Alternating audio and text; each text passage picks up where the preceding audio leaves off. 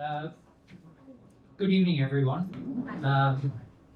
My name's Colin Robinson, and I am the publisher at All Books, and I want to welcome you to this event to mark the publication of a book we're very proud to be publishing, Understanding Hamas and Why That Matters.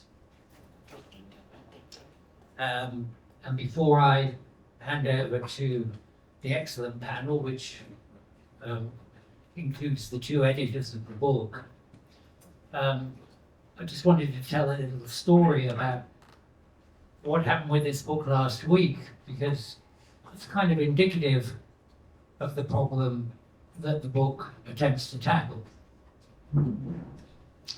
So there's a bookstore in Brentwood, California, Los Angeles, called Diesel Books, and it was previously owned by a couple of progressive types who sold it over the summer.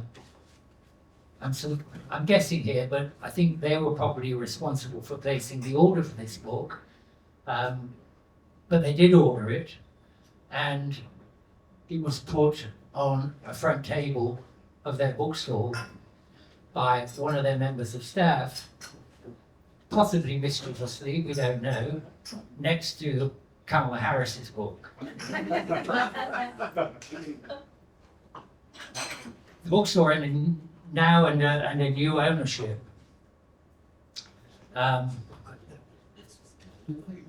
Didn't seem to be aware that this book was on sale there.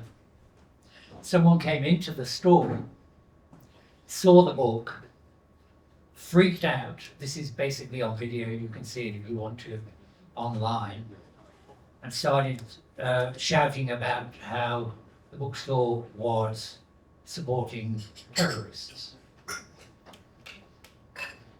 One of the staff members in the bookstore tried to have a discussion with the person who was yelling, to not really any avail. The person who was yelling then started asking why there were no Donald Trump books on sale in the bookstore, which was unanswered as a question. In the afternoon of that day, it was Monday last week, a demonstration gathered outside the bookstore, between 30 and 60 people, demanding that the bookstore remove the book from sale. And I think we can be reasonably confident, because the book was still in the bookstore, that none of the people outside demonstrating had actually read the book. But nonetheless, they wanted it taken off the table, and unfortunately, the bookstore acceded to their demands and said that because they were against hate speech and because of threats that they'd received to the staff who were working in the bookstore, they were no longer going to sell it. So the book was taken out by the bookstore, and that was that.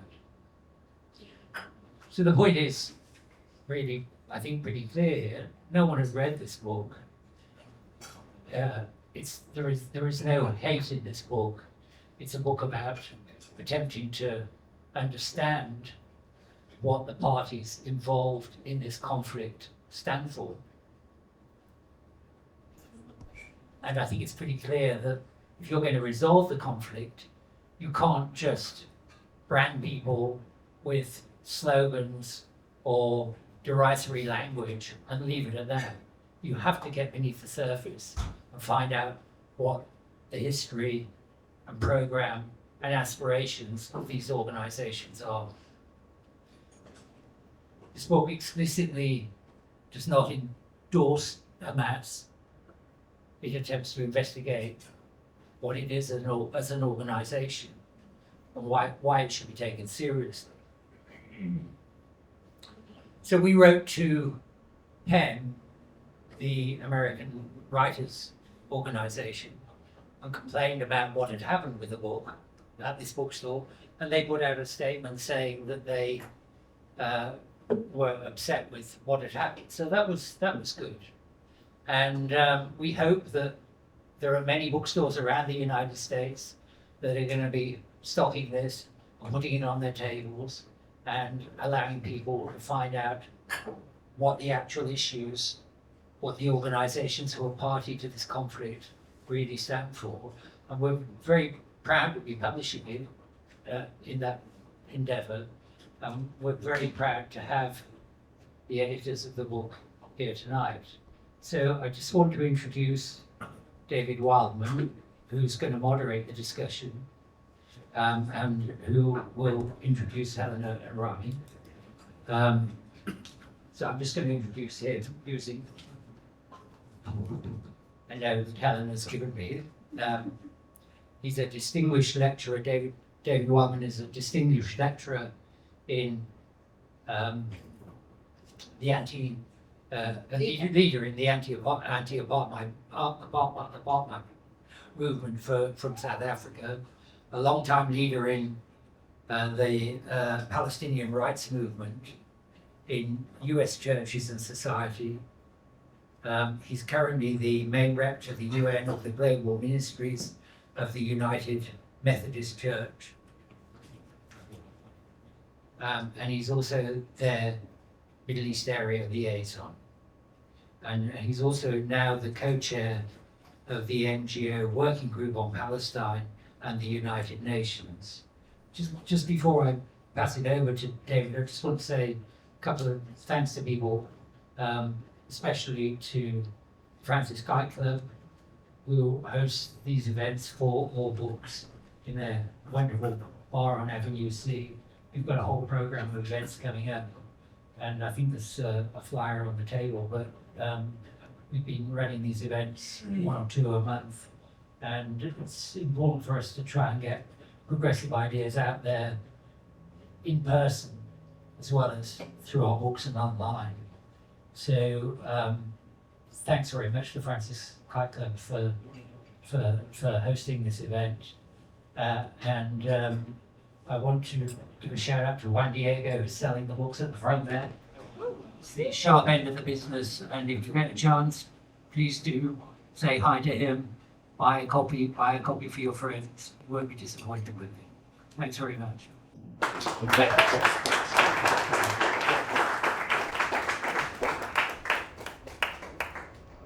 Thanks so much, Colin, and thanks to all the team of Or Books. So I don't know all the staff, but I know this was a team effort. So thank you so much, and for hosting it here, and thanks to all of you who are here and have taken time out of your evening to be together for this really important discussion.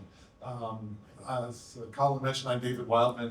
I'm staff with the United Methodist Church. All those long things are a way of saying I'm a bureaucrat, but I'm one who tries to be an activist in those positions. So it's nearly a year of Israeli genocide against the Palestinian people and expanding war. There was already a regional war. But that's on top of over 57 years of military occupation, over 76 years of the Nakba, ongoing Nakba. So I think we need to acknowledge this is not new, but it's more urgent than ever to be having discussions and to take a little time away to dig deeper, as this book has done. And I want most of the time to be with Helena and Rami being able, and then you being able to engage with some questions. So I'd like to introduce both of them in a minute, but I want to just say a little bit about my own role in the United Methodist Church, and like why it's an honor for me to be invited to moderate this discussion. In 1968, the United Methodist Church formed of 2 denominations coming together. And when we had our general conference, and we've been a church that's often been divided against each other, we adopted a statement in 1968, a year after the 6-Day War, calling for an end to all arms transfers to the entire Middle East. We affirmed, even if we disagreed on other things, that more arms is like trying to put a fire out with gasoline. Now, sadly, the US government has been the greatest violator of United Methodist principles in terms of war is not the way to solve problems. And so we're here today saying we've held that consistently throughout all these years of continuing to lift up to say, arms are not the solution. So way before the arms embargo, the call for an arms embargo, that the grassroots around the world is calling for now, that humanitarian organizations, human rights organizations, activist organizations are all calling for an arms embargo to stop the slaughter. We've been there too, and we need to keep raising our voices until that day that the arms embargo forces the governments to stop the slaughter. And I listened to the Security Council meetings, and every single Security Council meeting, and there was quite a few, there was one today, many of the states lift up condemning Hamas as a whole, as part of their speech, before they get to the situation of Palestinians who have hostages bombed, etc. And so to talk about understanding Hamas, as this book suggests, and why that matters, it matters because so many have invoked the name of Hamas without understanding the organization at all, to justify incredible violence and slaughter. And so I think that it's really important, and glad that you're taking the time also to dig into this conversation with Helena and Rami. So with that brief little introduction, let me just say that Helena Cobban is a publisher, a longtime writer. She did a weekly column for the Christian Science Monitor for many years. And about 14 years ago, 2010, I think it was, founded Just World Books to say that we need to do this digging deeper of getting things out there on Palestine, Israel, the Middle East. And so there's too many books to count, but this is the latest.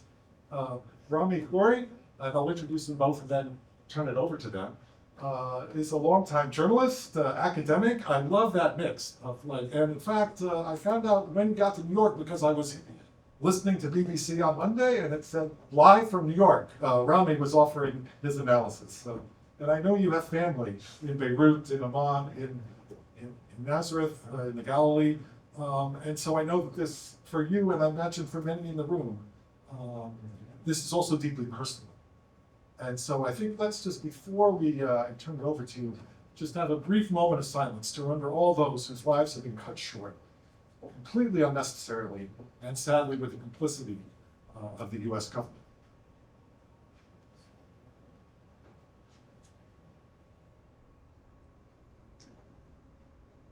Thank you.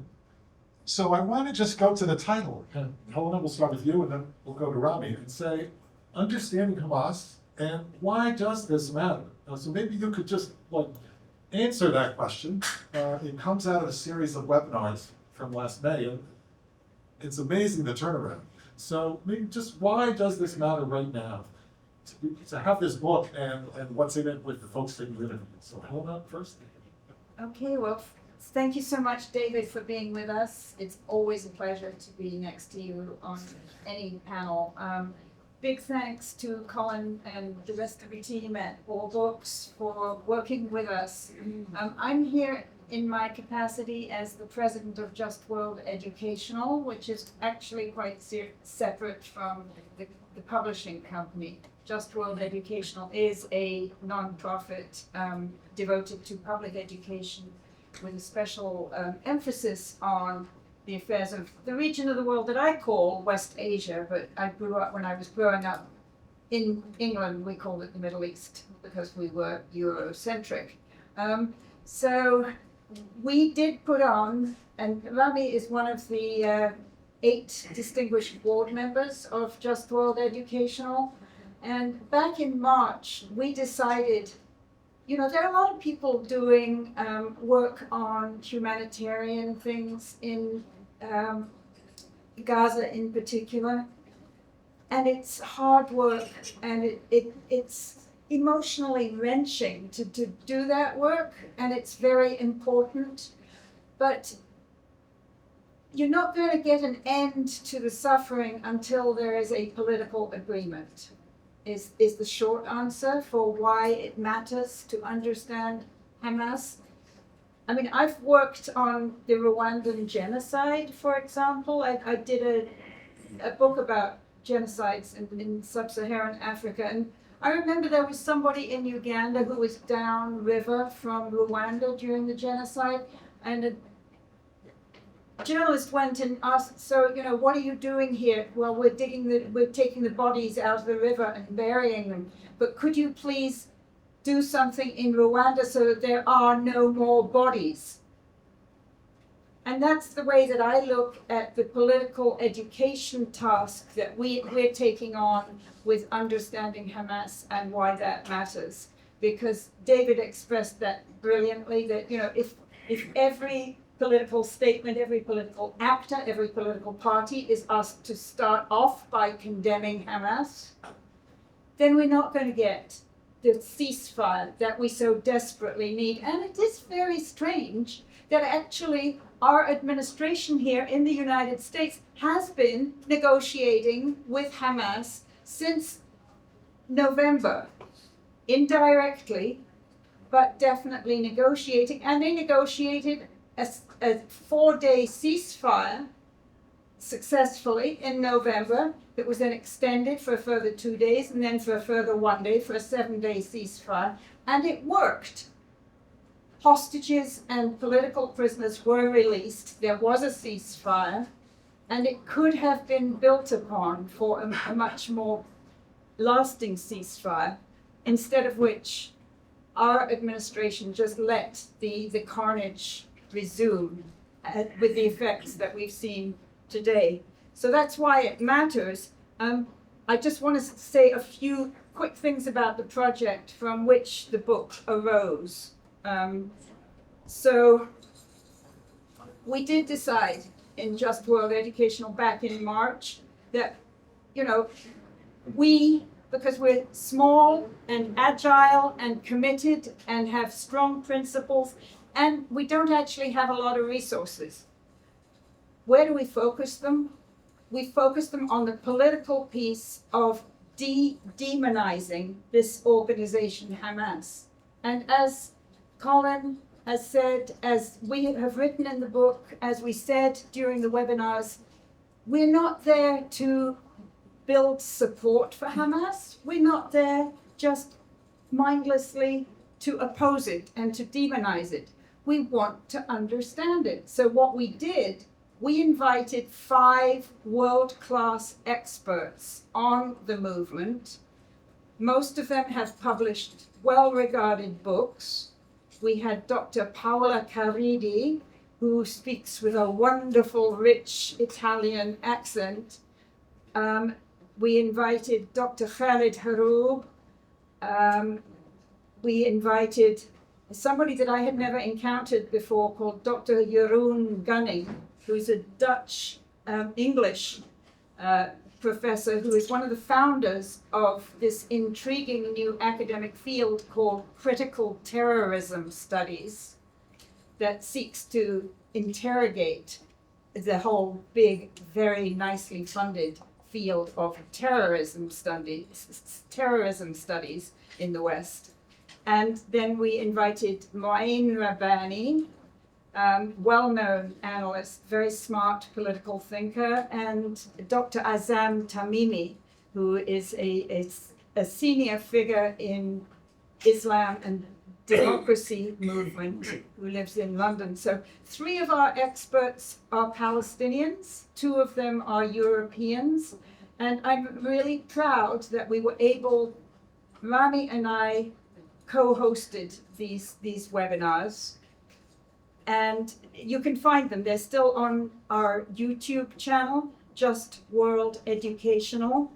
But, you know, looking at 6 hours of videos, some people love to do it. Some people like to learn things through text. And I'm more of a text person, I want to say. So we took the transcripts from these webinars and lightly edited them. As anybody who's ever worked with transcripts knows, you have to do that. And then we made the book with the help of All Books and their very speedy turnaround system. So the book will be available on well-known international retailers on October 8th. It's already available in several bookstores and can be ordered through the All Books website. And, you know, there are many things that we learned through this process. For me, there's a little bit of a historical background because I grew up in England and, you know, in an era of decolonization when every week it seemed a group that the British Empire had previously denounced as nothing but a bunch of ragtag terrorists and very primitive peoples, their leader would be, you know, suddenly President Jomo Kenyatta, or, you know, President this, President that, and the British Governor General would haul down the Union Jack, and the other people who previously had maybe been in jail 2 days earlier and been hunted throughout the whole of this country in the global south, they would finally get their independence. So that's part of the background for me in support of continuing support of anti-colonial movements. And the other part of the background is after I came to this country, I came here after having worked as a journalist in Beirut to write a book at Harvard and then at Georgetown University that was a political study of the Palestine Liberation Organization.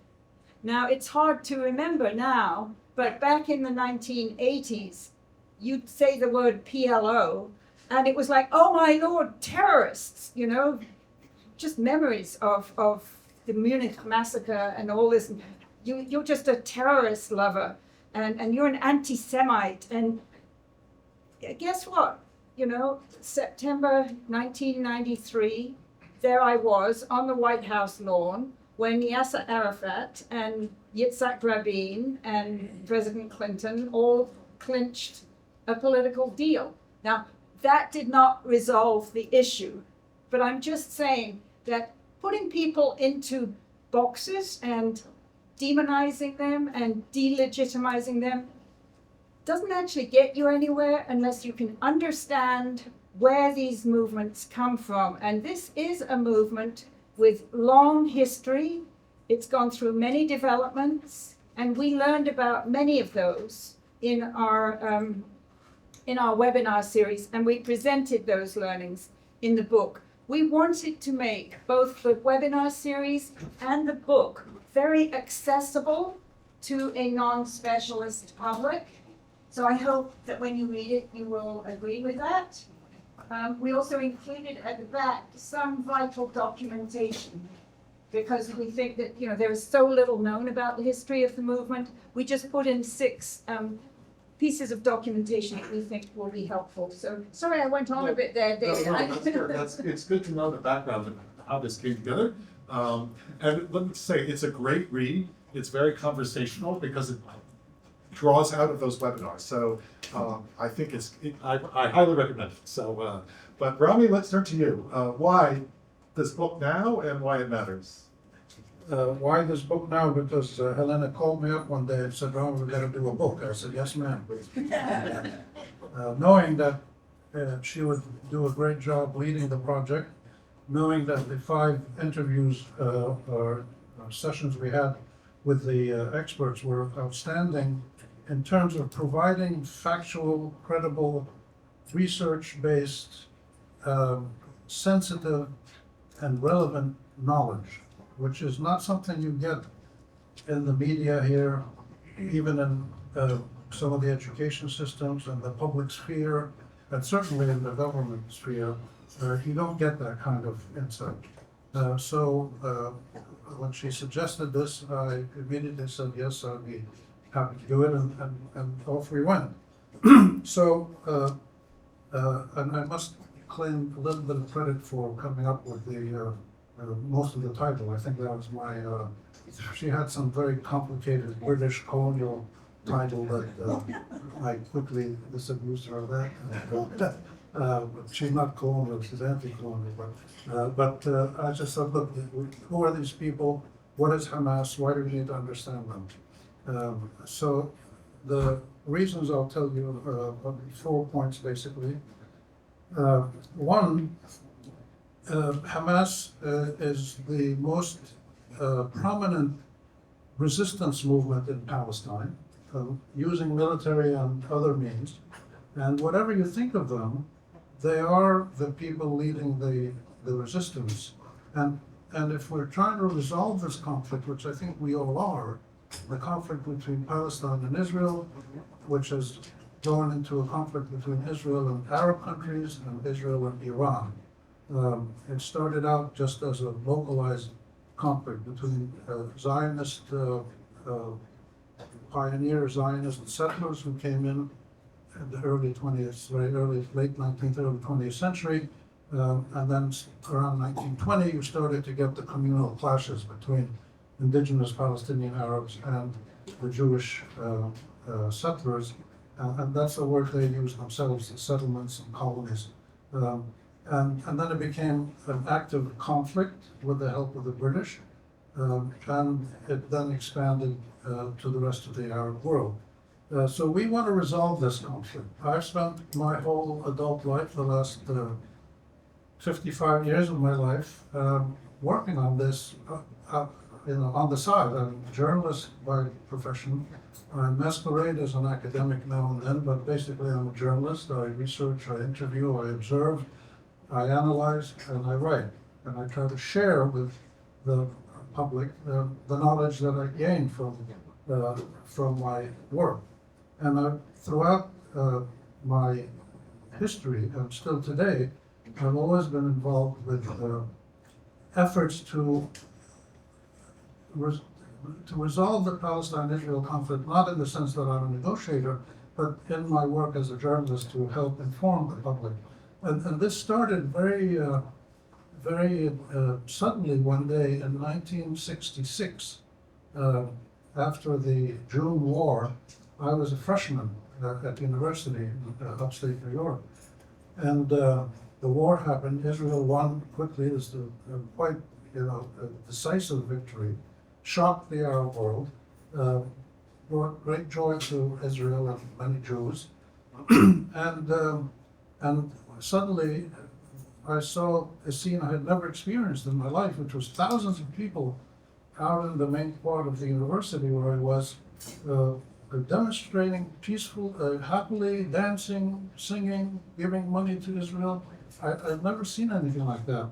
And I didn't quite know how to react to it. I had never been very political in high school in this sense, even though my sentiments were clear. But what happened was immediately people started holding debates and discussions and panel discussions and TV interviews. And when they saw that I was a Palestinian journalist, they said, "Hey, grab this guy.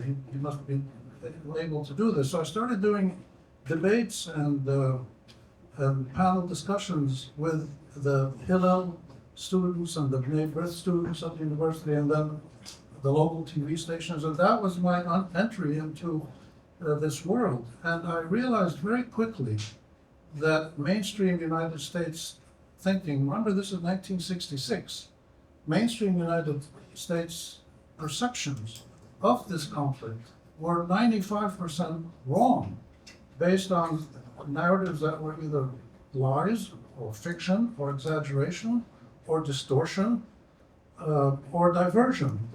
Get away from the main point and just talk about other issues. And the Palestinians didn't exist back then. People didn't know, they said there's all these Arab states, Egypt, Syria, Jordan, Lebanon, they can all make peace with Israel. And I kept telling them, well, that's not the main issue. The main issue is the Palestinians and the Israelis. So I learned very quickly and clearly that there was a massive disjuncture between the knowledge, the public perceptions in the United States and the realities on the ground there.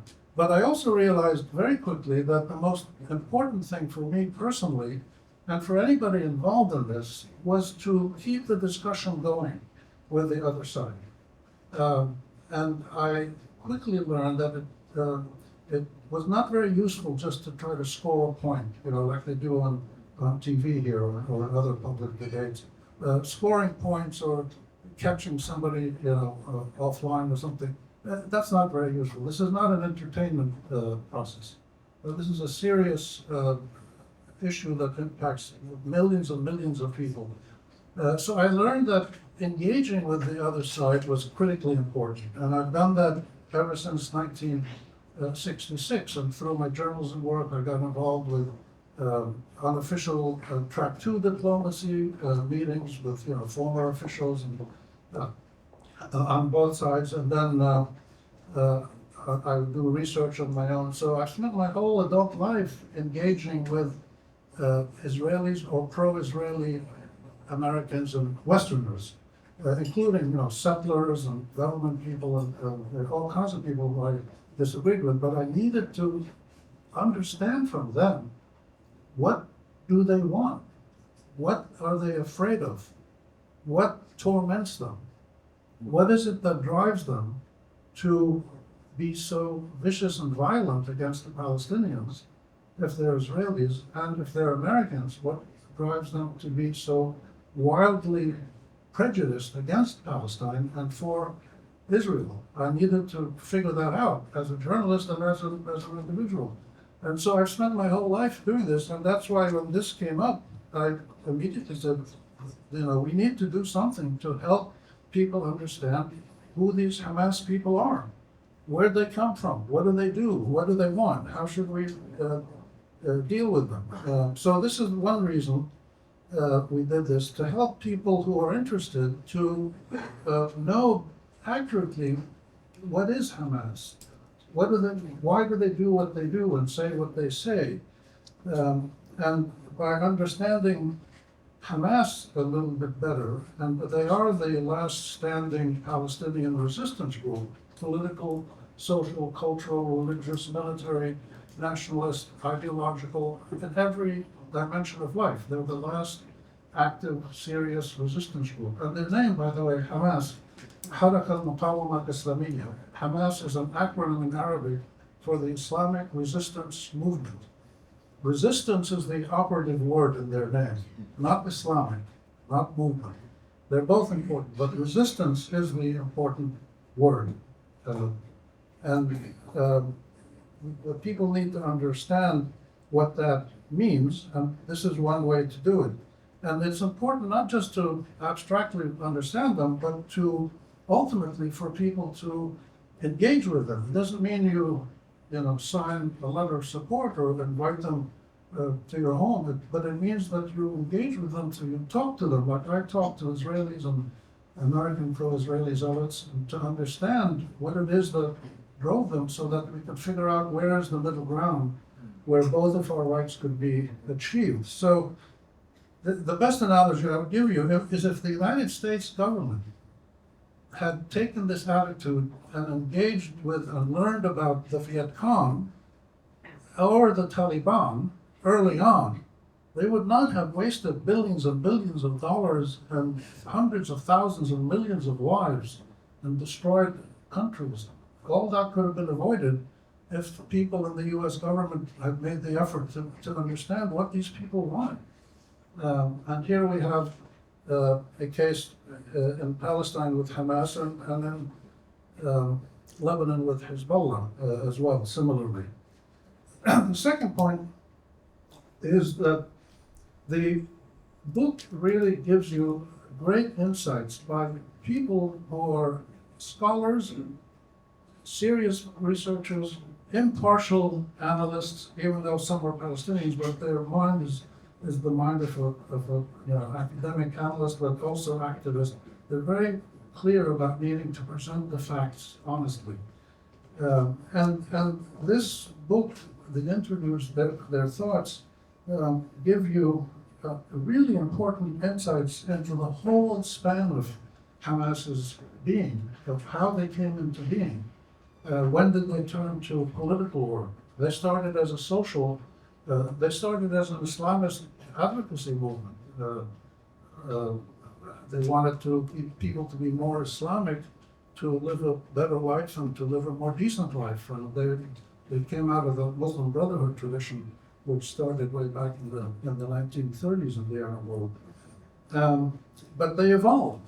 And this is one of the critical things about Hamas, which people don't understand. And Hezbollah is similar. It's remarkable how similar they are. But the evolution of Hamas from its origins as an Islamist movement to one that focused heavily. They had made a decision early on that they're not going to get into politics. They're not going to have a military role. They're going to do social justice work, kindergartens, bakeries, women's literacy books, whatever. They were focused on the ground. And this is, starting this was in the early 1980s, the late 1980s when they came into being. They focused on the social side of life, thinking that if we just strengthen the vitality and the integrity and the capabilities of our people, we will achieve what is our right eventually. But eventually they turned to resistance, because after the first Intifada and the second Intifada, they saw that the existing Palestinian political elite under the PLO, under Yasser Arafat, was not doing real resistance and was not achieving any serious national goals, and was getting nowhere near a peace agreement that was beneficial for Israelis and Palestinians. And what Hamas did was to strengthen its role, both as a resistance movement, but they saw themselves, and they still are today, and they are seen as the repository of the consensus of Palestinian nationalist rights and demands. The reason Hamas is important to understand is because they reflect, I think more accurately than any other group, the whole consensus among all Palestinians. We've had situations in the past where there was some kind of consensus within the PLO, but the PLO turned out to be, like most Arab governments, not efficient, rather corrupt, self-centered, selfish, and materialistic. Not like the US government. Well, like many governments, not all governments, there's some good governments, but they turned out to be not very good at achieving Palestinian rights. And they quickly gave in to the pressure of the US and Israel, and then the Oslo agreements and what came after that, and things then fell apart. And the settlements kept expanding after 1993. Palestinians were jailed in the thousands. So you had this situation where there was nobody working for Palestinian national rights. And Hamas felt that it needed to step in and do that. They didn't expect to be able to achieve Palestinian rights in one fell swoop, but they felt that it was their moral and political responsibility to stand with the fundamental demands and rights of the Palestinian people. And the consensus that was prevalent among all Palestinians, including one of the most important constituencies for Hamas, is the Palestinians in jail. There's now about 9,000 Palestinians in jail in Israel, many of them with no charges or cause or anything. And the jailed Palestinian prisoners are a critical constituency for Hamas and for all the Palestinians. And in fact, many of the operations that they did when they kidnapped people, including partly the October 7, aimed to take Israeli soldiers prisoner and then trade them for the Palestinians, which is exactly what these negotiations are all about. And if there is a ceasefire, it'll include the release of thousands of Palestinian prisoners and the release of all the hostages. But this is something they saw was very important to do. They also evolved over the years. And this is another important aspect of Hamas which people don't appreciate. Again, you like them, you don't like them, that's your right. But you should understand them to be able to decide accurately if you like them or don't like them. If you hear Joe Scarborough say something on the morning, you make a decision, then you're in trouble, you need help, politically and morally. You can't, listen to TV analysts in the United States who say things like about Hamas or Arabs or Muslims or whatever and make a decision. You need yourself to get the information and see that one of the things that defines these movements is that they evolve over time. So when Hamas started, their initial charter had phrases that were clearly anti-Semitic, or that people thought were anti-Semitic. And they didn't particularly care, maybe they didn't understand, but maybe that was their way of fighting, saying, oh, you're gonna occupy me and kill me, well, take this. But they evolved, they realized that this was not an effective thing to do. I don't know why they put it in, I'm just speculating. But they changed it, and when they renewed their charter in 2017, they took out those phrases that were seen as anti-Semitic, and they clearly agreed to a two-state resolution, an Israeli-Jewish state within the 67 borders, and for a Jewish majority Israeli state, about 20% Arab, including my family in Nazareth, and 80% Jewish. And then a Palestinian state in the West Bank and Gaza and East Jerusalem, with certain adjustments made for the refugees that would be agreed by both sides. So this was an important change. The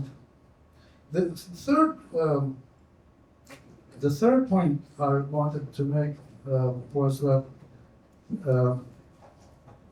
Hamas has, since since around 1990 or so, they have made 11 ceasefire and peacemaking proposals to the Israelis. Sheikh Yassin, the first leader of Hamas, made an offer.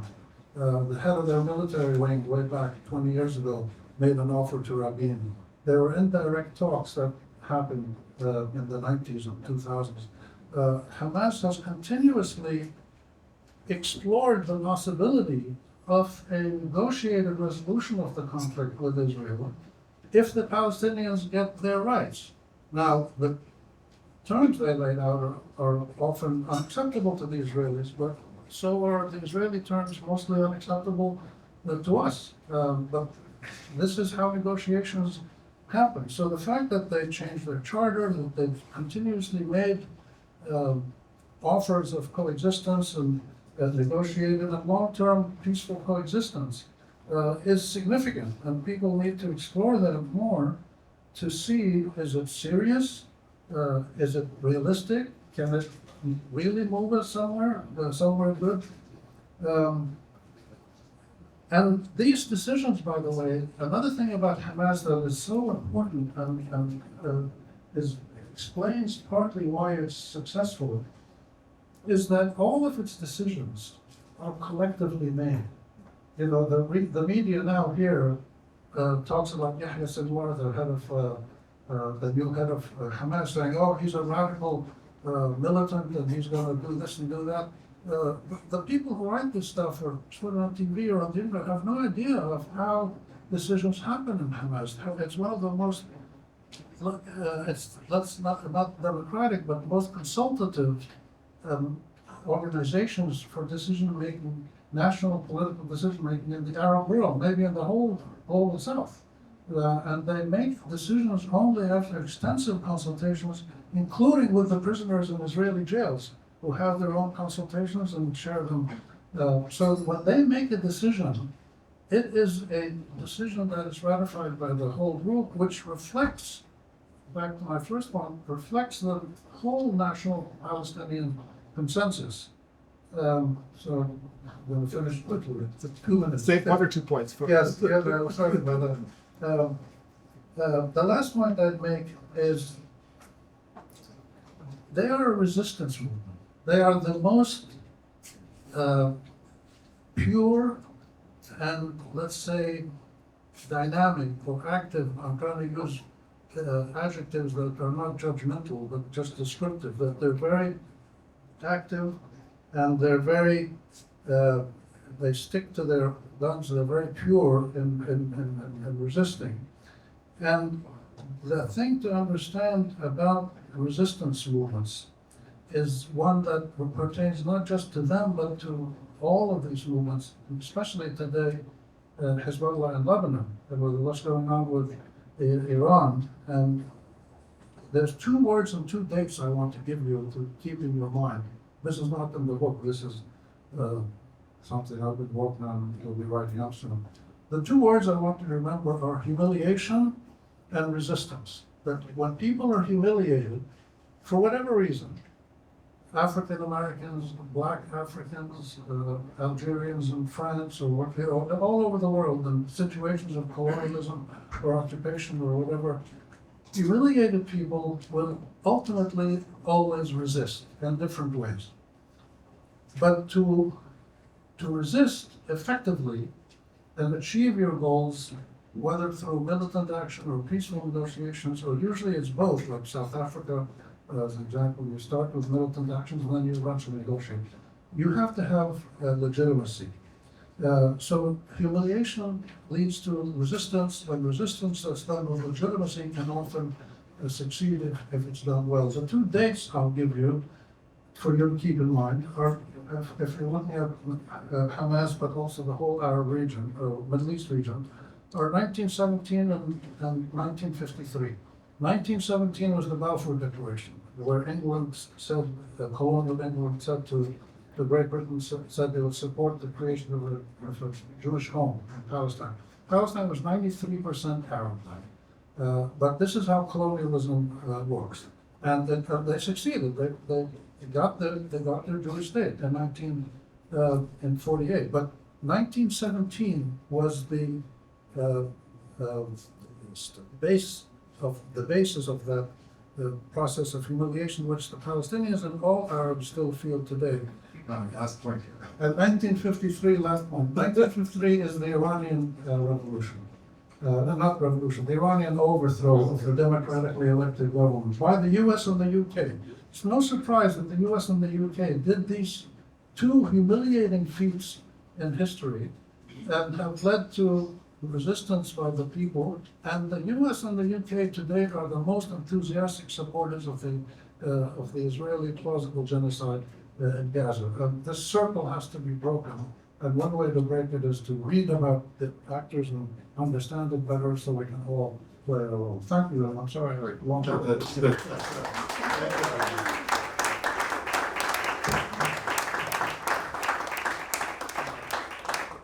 Say, I am tasked with the violence of the timekeeper, so we'll try to get some. But thank you. I think Rami, when you said resistance and humiliation, it does seem to me the other side of humiliation is respect, and respect is not often confused with agreement. That one can respect one's enemy, but not necessarily at all agree with them. And negotiations are not with your friends. But with your enemies, the folks you disagree with. We have a dock strike going on, and it's not because the bosses and the unions agree with one another, but there needs to be some respect. And so I'd like to hear a little more about that, but I also want to just go back to this question of terrorism that's so pervasive in US media and in US government policy, and frankly in the policies of many of the European governments that are resistant. How do we respect the diversity of views in the Palestinian struggle for self-determination? Hamas has one, but only one. And the word terrorism, it seems, cuts off conversations. So, Helena, I'd like to ask you, the New York Times, Fox News, some of our major, they suddenly have this epiphany that they've been misleading people. We need to, what would it take for them to understand Hamas as the major media? And then I'm going to ask each of you to be kind of brief, and then I have a question for Ron. So, I worked for the London Sunday Times and the Christian Science Monitor for many years. And the Christian Science Monitor was a particularly interesting newspaper when I was working for it, because it was not subject to commercial pressures. It was owned by the Mother Church of Christ Scientist, which is fairly well known in New England, not terribly well known, outside of the United States. It's a specifically American small church that had a very strong mission for public education. Founded by a woman, I'm glad to say. But I had wonderful editors there. and they would just press me, Helena, you know, go and interview this person again, go and interview that person. I was covering, you know, tumultuous affairs during the beginning of the Lebanese civil war, in which the PLO and its member organizations were a big part. So I interviewed a lot of them, and my editors would say, you know, just wait till you get that last interview. You don't have to compete with the New York Times to get a scoop. Try to understand what the story is. So it was a great job to have. And then after I stopped doing daily journalism, I continued to contribute a regular column to the Christian Science Monitor on global affairs. But almost overnight, after they became reliant on advertising, they said, oh, Helena, we don't want your column anymore. Because the advertisers were putting a lot of pressure on them, as they did on National Public Radio and a lot of other news outlets that were trying to present, you know, a more balanced view, especially on Arab-Israeli issues. So that's fine. I moved on and did other things. So I honestly am not holding my breath for the editorial board of the New York Times to suddenly have an epiphany. But were they to, I would say, first of all, read the book, Understanding Hamas. Thank you. And why that matters, because, you know, really, we delved into so many different issues here. The history of Hamas, the differences between Hamas and ISIS. You know, one thing that I hear from some of my relatives in England is like, but isn't Hamas just like ISIS? You know? No, they're very different. But you need to understand what those differences are. I mean, some of the differences are on the woman issue, for example. Some of them are on the issue of participating in democratic elections. Some of them are on the issue of respect for international law. There are so many differences. That's why we wanted to delve into this. So I'm not holding my breath for the editorial boards of the major corporate media, but I do think that through public education and public initiatives, the progressive movement in this country and all political movements in this country that want to avoid war, want to see an emphasis on diplomacy. I just want to make a couple of quick points about my main learnings from these conversations we had with 5 experts. One is that, you know, this idea that if you can destroy Hamas militarily by wiping out every single person in Gaza, that solves the problem. That does not solve the problem. Hamas is not only in Gaza. Gaza society actually contains a broad range of people with a broad range of political ideas and ideologies, but they work together on resistance. So, you know, Hamas is the leading member in a very broad resistance coalition. It is not the only member. And they have always said that they don't want to govern on their own. After they won the elections in which they participated in good order and good faith 2006. in 2006, that were supervised, you know, monitored by the Carter Center and by the EU, and they were, you know, genuine parliamentary elections that Hamas won. Ismail Haniyeh, who was then the leader, who, as we know, was brutally murdered by the Israelis on July 31st, he said he doesn't want Hamas to rule on its own. He wants to have a national coalition government. That has been their attitude throughout, that they want to be politically inclusive and to be politically included in, you know, whatever negotiations are going on. There's a lot to work with. The other thing is that Hamas is not just in Gaza.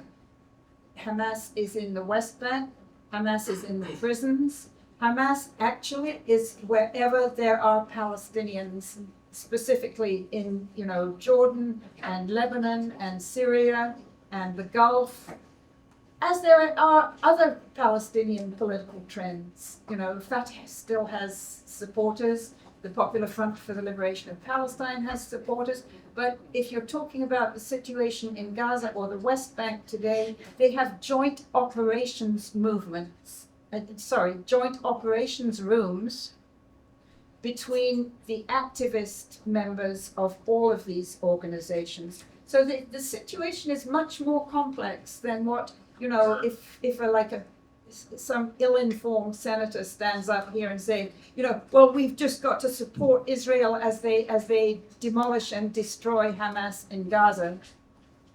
You know, that is just a recipe for the continuation of what I think, having studied a lot of genocides around the world, that is a genocide. And, you know, the way to end this is through getting an ironclad, lasting ceasefire. Thank you. So, Rami, I'm going to turn to you. And, you know, the other word you mentioned besides humiliation was resistance.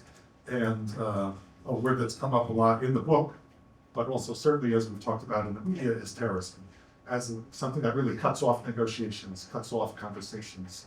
And I've looked, and even today, if there's a hospital that's bombed, if there's a school that's bombed, a refugee camp, 6 buildings, you know, there's always a terrorist leader located there as the argument of why it's okay to do this disproportionate slaughter of civilians.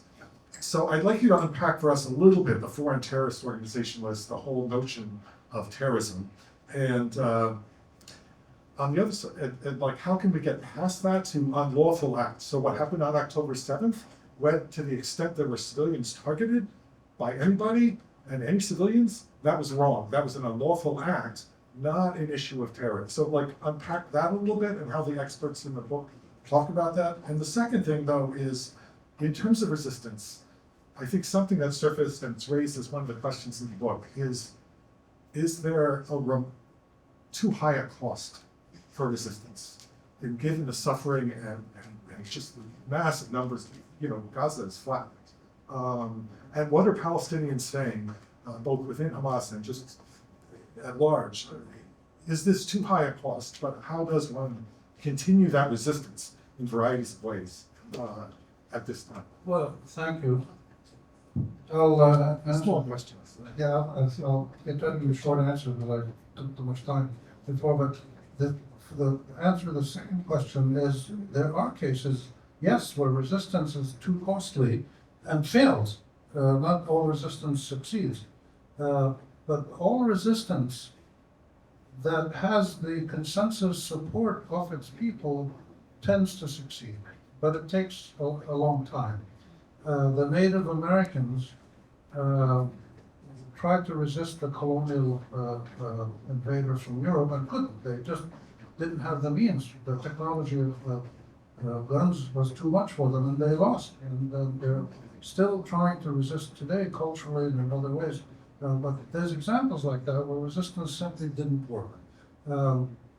The Gaza situation is an extreme example of the price that people pay.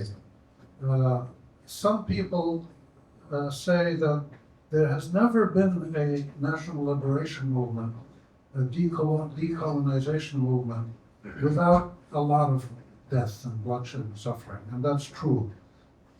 But it's the people, it's up to the people in those movements to decide what's too much and what's sufficient. The situation in Gaza is unprecedented. We've never seen anything like this.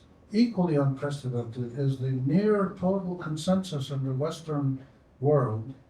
Near total, there's a few countries, Ireland, Spain, that don't go along with it, but most of the West enthusiastically seems to go along with the US, British-led genocidal policies. Give them the guns they need, stop any ceasefire resolutions at the UN, don't do any embargoes on arms sales, and try to neuter ICC and the ICJ. And that most of the Western countries seem to go along with this. It's one of the most perplexing and awful realities of this situation, which makes me sense that what the Israelis are doing is not only exploding pagers and telephones, they're exploding the whole system of international law and human rights that the Western world developed after World War II in response to the genocide against the Jews. And the supreme ironies of this are supreme, they're just awful. But this is what's going on. And we have to figure out how to do it. So the change that, I think your other question was when will the media and others and government people change? We know for a shift from like the terrorism label that cuts things off to the unlawful acts that we can have any targeting of civilians rather than just labeling of someone, one group as terrorists. Right. That's way too sophisticated an argument for anything in the public realm. That's for legal cases, but it's an important distinction. In the public realm, what happens is that the Zionist movement, with allies in the West, the various allies, has been extremely successful in achieving its goals of a Jewish state in Palestine, but also successful in promoting a narrative in most of the West about the bad guys, the Palestinians. And today they call them terrorists. They say they're like Qaeda, they're like ISIS. But if you go back, as I've done over the last 100 years, and you look at the propaganda and the public relations and the public narratives that the Zionist movement and the State of Israel has actively pushed, it always tries to link the foe of the day, the enemy of the day, which is usually the Palestinians, to link them to the worst thing in the world. Which used to be the Soviet Union. Do you remember that? Right. So that's what I'm saying. It used to be the Soviet Union. It used to be Saddam Hussein. It used to be Al-Qaeda. It used to be oil blackmailers. The bad guys in the world have evolved over the years, and the pro-Israeli propaganda always links the Palestinians with these bad guys, which works well in many Western societies that only have superficial knowledge of the situation. And most people who watch American TV or read the New York Times don't know really much about the Middle East. So what they read, they accept. But the change happens not by anything that one can measure, like we did this and this happened. It happens over time, and you see it happening today so dramatically with the young people in the United States, the progressive Jewish movements, the progressive churches, some labor unions, Black and Hispanic and women's movements. There's all kinds of movements, and many of them have come together in the uncommitted vote movement. But this change is so strong and visible among young people. And because they don't rely on the mainstream media or politicians for their knowledge, they get it from social media and some alternative media. The same thing happened, I remember, those of you old enough to remember the 1960s in Vietnam, when the Vietnam protests started, these people were seen as a bunch of hippie kooks, troublemakers. But slowly over time, more and more people realized that what was happening in Vietnam was wrong or wasn't going to succeed, and the US finally pulled out.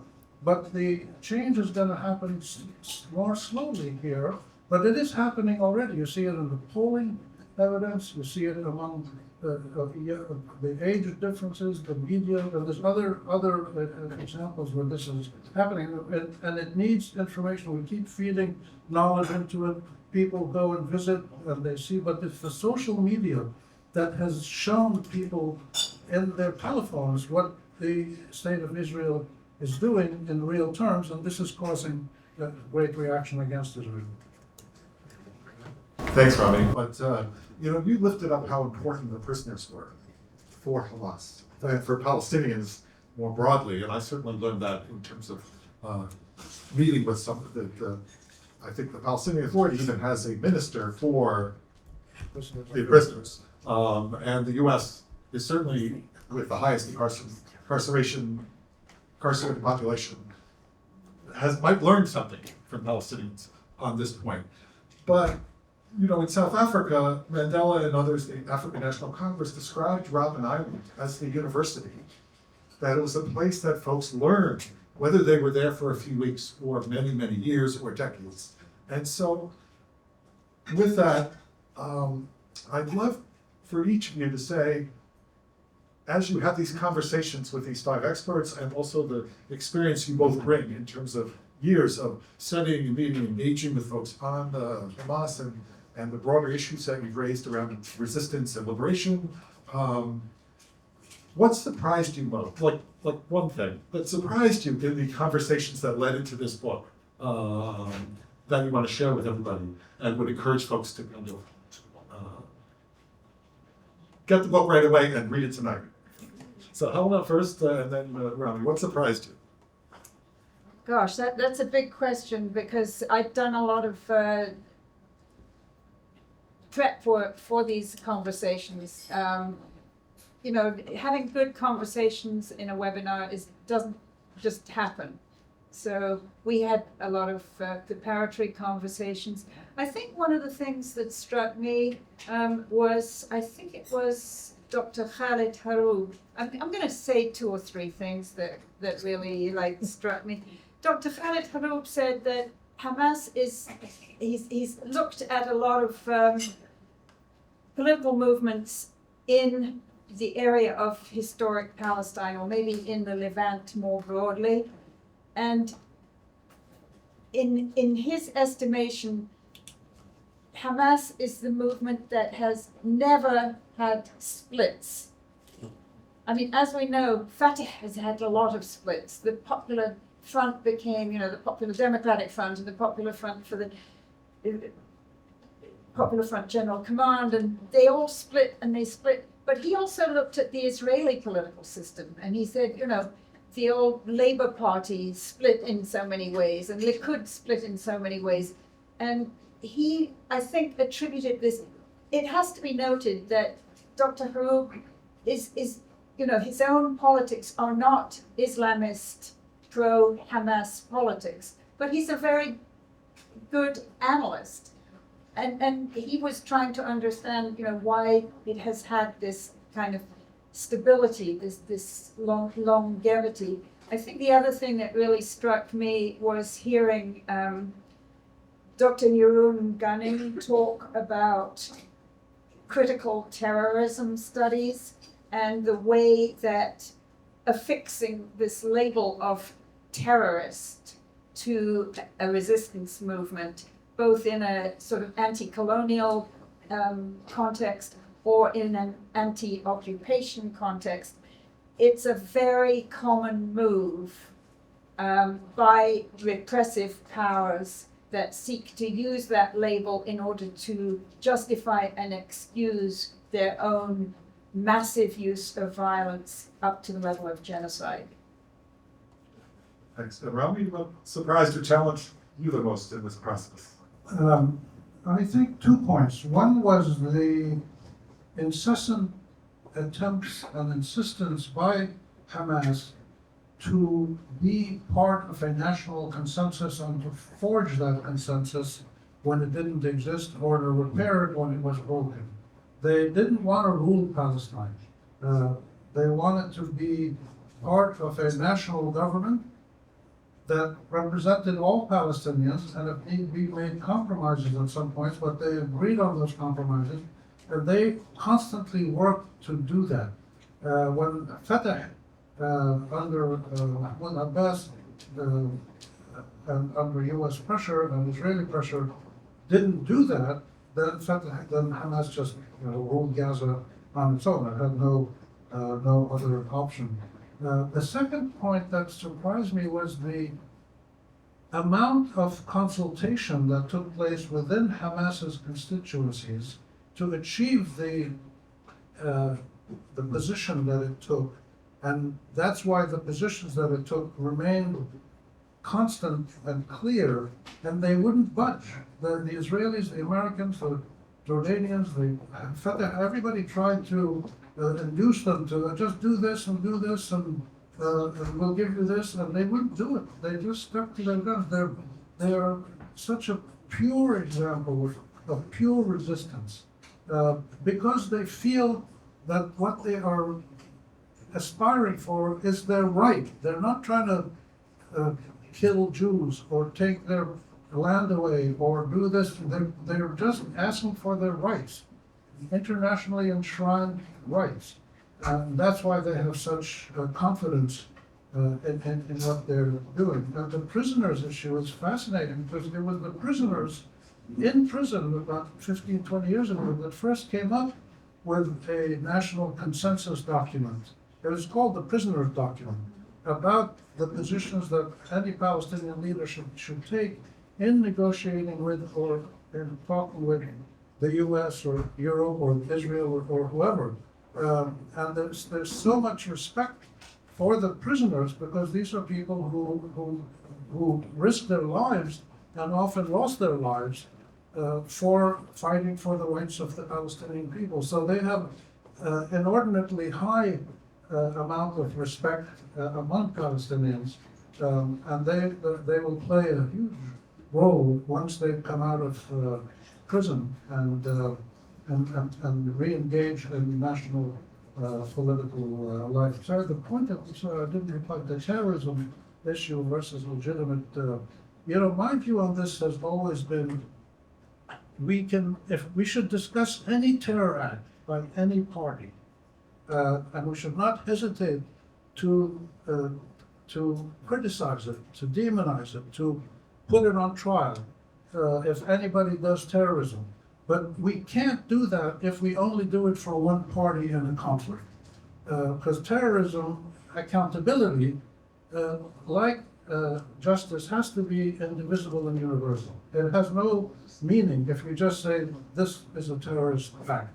And certainly Arab parties have carried out many terrorism acts. And if you measure terrorism by the number of innocent people who died in a political contest, the Western imperial powers have way more to account for than we do, but that's a separate accounting that will be done later. But for the Arab-Israeli conflict, unless we judge both sides according to the same moral and legal standard, we are being criminal, dishonest hypocrites. And that's why this discussion usually goes nowhere. And one of the things that would be good is for people like the various church groups and others, the social justice groups, to convene discussions, not public things on CNN, but rational discussions among experts to look at this issue and decide, who's doing bad things and how can we stop that, because this is going to be one of the ways to lead to a breakthrough. Thank you, Rami. And let's give both Helena and Rami an extended thank you so much for that amazing. And more importantly, thank you for doing this work. And this journey is the word, and inviting all of us to be a part of that journey. And so now I want to invite everybody else to have a chance to talk informally, meet our authors here, Helena and Rami, but also buy the books. And I want to just say that tonight, any books that are purchased tonight here, 10% of the proceeds will go to the organization Heal Palestine that is working to support the community in Gaza. So there's an opportunity to make a difference really. But also I hope you will find studies, as Colin mentioned, in terms of the banning of books, or have a book study group. Use this book to do your own webinars in person, not just online, to have the tough conversations. And this book will challenge and surprise you as well. And so, Rami and Helena, once again, thank you so much for this evening and this work. And thank you all for coming tonight.